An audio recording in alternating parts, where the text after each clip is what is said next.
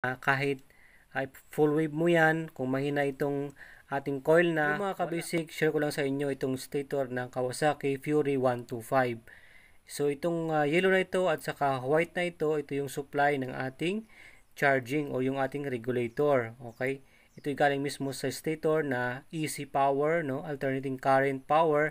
Yung ating charger naman, i-convert niya ng direct current na DC para ma-charge yung ating battery.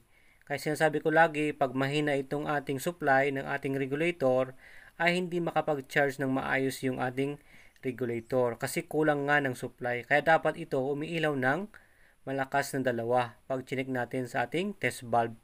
Siyempre yung ating test clip, ilagay natin sa body ground, okay?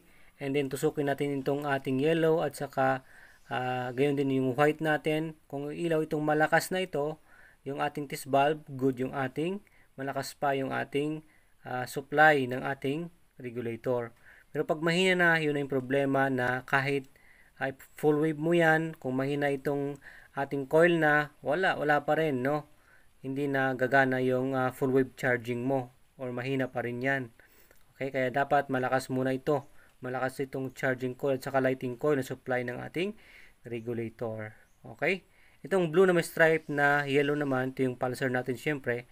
Pumunta yan sa ating CDI para i-timing niya yung kuryente ng ating motor. Okay? So, ayan.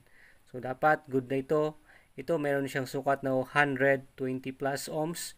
Good pa ito, no? Sa mga ibang stator kasi talagang mababa lang yung ohms reading nila.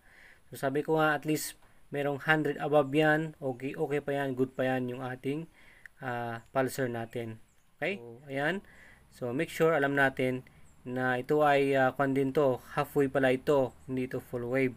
Ito ay naka-body ground yung kanyang mga coils. Alright. Ito ay Kawasaki Fury 125. So, yun lang ang ma-share ko dito sa stator ng ating Kawasaki Fury 125.